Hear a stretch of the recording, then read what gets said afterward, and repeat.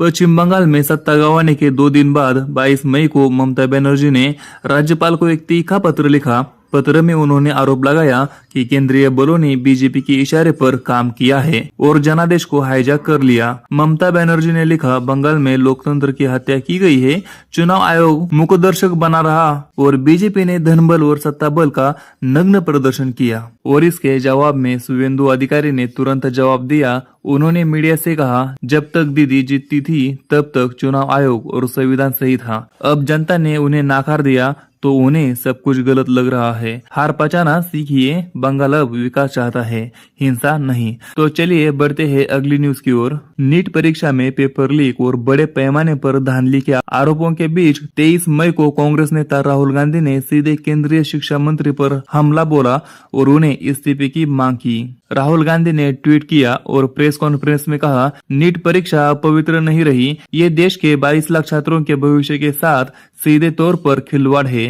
शिक्षा मंत्री को तुरंत अपने पद से इस्तीफा देना चाहिए क्योंकि वो परीक्षा की शुचिता बनाए रखने में पूरी तरह विफल रहे हैं। और इसके जवाब में शिक्षा मंत्रालय की ओर से एक वरिष्ठ अधिकारी ने राहुल के बयान को दुर्भाग्यपूर्ण बताया। वही बीजेपी प्रवक्ता ने जवाब दिया, राहुल गांधी को देश की संस्थाओं पर कभी भरोसा नहीं रहा, जांच चल रही है, दोषी बख्शे नहीं जाएंगे, लेकिन कांग्रेस सिर्फ छात्रों में भ्रम फैलाकर राजनीति कर रही है। तो चलिए बढ़ते हैं अगली खबर की ओर। केरल में एलडीएफ की ऐतिहासिक हार के बाद कांग्रेस के नेतृत्व वाले यूडीएफ के वरिष्ठ नेता वी.डी. सतीशन ने 21 मई को मुख्यमंत्री पिनाराई विजयन को एक खुला पत्र लिखा।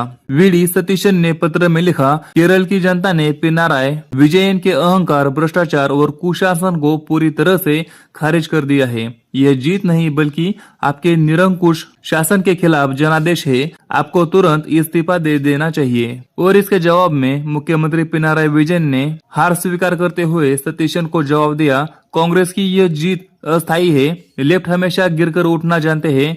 हम अपनी कमियों पर आत्मचिंतन करेंगे लेकिन विपक्ष के दुष्प्रचार के आगे झुकेंगे नहीं। मैं मुख्यमंत्री के तौर पर अपना काम जारी रखूंगा। याद रखें, लेफ्ट केरल में पूरी तरह सत्ता से बाहर नहीं हुआ है लेकिन उनकी सीटें काफी कम हुई है, इसलिए विवाद इस्तीफे पर है। तो चलिए बढ़ते हैं अगली खबर की ओर। महाराष्ट्र में सत्ताधारी महायुति के बीच सब कुछ ठीक नहीं चल रहा है। 22 मई को कैबिनेट विस्तार में देरी को लेकर शिवसेना यूबीटी के नेता संजय राउत ने मुख्यमंत्री देवेंद्र फडणवीस पर निशाना साधा। संजय राउत ने सुबह मीडिया से बात करते हुए कहा, फडणवीस जी की सरकार में मंत्री कम है और वादे ज्यादा। ये सरकार अंतर विरोधों से गिर जाएगी। शिंदे गठ और अजित पवार गठ के बीच कुर्सियों को लेकर जो मलाई खाने की लड़ाई चल रही है उसे फडणवीस जी संभाल नहीं पा रहे हैं। और इसके जवाब में मुख्यमंत्री और बीजेपी नेता देवेंद्र फडणवीस ने राउत के बयान पर कड़ी प्रतिक्रिया दी। उन्होंने कहा, जो लोग खुद की पार्टी और विधायक नहीं बचा पाए वो आज हमें सरकार चलाना सिखा रहे हैं। संजय राउत सुबह सुबह माइक लेकर शुरू हो जाते हैं, जनता उन्हें गंभीरता से नहीं लेती। कैबिनेट विस्तार जल्द ही होगा और हमारी सरकार स्थिर है। तो चलिए बढ़ते हैं अगली खबर की ओर। दिल्ली में भयानक गर्मी और पानी की किल्लत के बीच 23 मई को आम आदमी पार्टी के मंत्री आतिशी ने दिल्ली के उपराज्यपाल वी.के. सक्सेना को एक तीखा पत्र लिखा। आतिशी ने पत्र में लिखा, केंद्र सरकार हमें जानबूझकर काम नहीं करने दे रही है। हरियाणा से हमारा पानी रुकवाया जा रहा है और एलजी साहब राजनीति कर रहे हैं।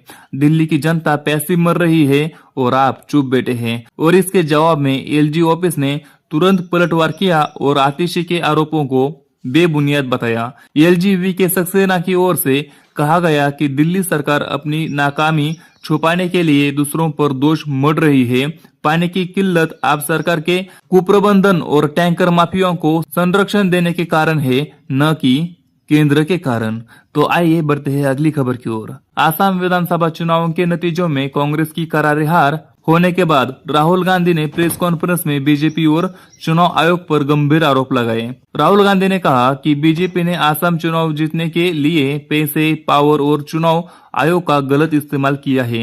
ये लोकतंत्र की हार है। और इसके जवाब में असम के मुख्यमंत्री और बीजेपी नेता हिमंता बिस्वा शर्मा, इन्होंने तुरंत एक्स यानी कि ट्विटर पर करारा जवाब दिया। शर्मा ने लिखा, राहुल जी को हार के बाद हमेशा ईवीएम या मशीन में खोट दिखता है, कभी अपनी छुट्टियों और जमीन से कटे होने में खोट नजर नहीं आता। आसाम की जनता ने विकास को वोट दिया है है, हार पचाना सीखिए राहुल जी।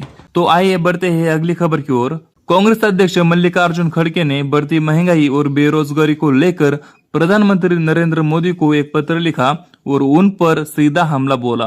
खड़गे ने पत्र में लिखा, मोदी जी, आप दुनिया भर के देशों में घूम रहे हैं, विदेशी नेताओं से गले मिल रहे हैं और देश में नींबू, टमाटर और पेट्रोल के भाव आसमान छू रहे हैं। आम आदमी का जीवन मुहाल हो गया है। विश्व गुरु बनने से पहले देशवासियों की बेबुनियाद जरूरतें पूरी कीजिए। इसके जवाब में बीजेपी प्रवक्ता ने खड़गे के पत्र पर तीखा पलटवार किया। उन्होंने कहा, बीजेपी को भारत की ग्लोबल तरक्की और दुनिया में बढ़ता हुआ हमारा रुतबा पच नहीं रहा है। कांग्रेस सिर्फ देश को पीछे खींचने का काम करती है और अर्थव्यवस्था की समझ नहीं रखती। महंगाई पर काबू पाने के लिए सरकार हर संभव कदम उठा रही है। तो आइए बढ़ते हैं अगली खबर की ओर। आसाम और बंगाल में कांग्रेस की हार के बाद कांग्रेस के अंदर ही दो बड़े नेताओं शशि थरूर और जयराम रमेश के बीच जमकर विवाद हो गया। शशि थरूर ने हार पर अपनी राय देते हुए कहा कि लगातार चुनाव हारने के बाद पार्टी को अपनी पुरानी विचारधारा बदलनी चाहिए और नए चेहरे को आगे लाना होगा, वरना हम इतिहास बन जाएंगे। और उसके जवाब में कांग्रेस के वरिष्ठ नेता और संचार प्रभारी जयराम रमेश बुरी तरह भड़क गए। उन्होंने थरूर को करारा जवाब देते हुए कहा, थरूर जी को एक ज्ञान पार्टी फोरम की इंटरनल मीटिंग में देना चाहिए। मीडिया में बयानबाजी करके वो सिर्फ बीजेपी को फायदा पहुंचा रहे हैं और पार्टी अपनी विचारधारा पर कायम है। तो आइए बढ़ते हैं अगली खबर की ओर। AIMIM चीफ असदुद्दीन ओवैसी ने केंद्र सरकार द्वारा संसद में पेश किए गए नए कानून पर गृह मंत्री अमित शाह को घेरने की कोशिश की। ओवैसी ने अपनी एक जनसभा में अमित शाह पर सीधा निशाना साधते हुए कहा कि बीजेपी सरकार नए कानून के जरिए देश को बांटना चाहती है और खासतौर पर अल्पसंख्यकों के अधिकार छीनने की साजिश रच रही है। और इसके जवाब में गृह मंत्री अमित शाह ने उसी दिन शाम को एक रैली में ओवैसी को कड़ा जवाब दिया। अमित शाह ने कहा कि ओवैसी जी का काम सिर्फ डराने और भड़काने की राजनीति करना है। हमारा कानून सुरक्षा देने के लिए है, किसी का अधिकार छीनने के लिए नहीं है। और ओवैसी जैसे लोग जनता को अब और नहीं बहका सकते। तो दोस्तों, आज के लिए बस इतना ही। हम मिलते हैं आपको अगली वीडियो में। तब तक के लिए जय हिंद, जय महाराष्ट्र।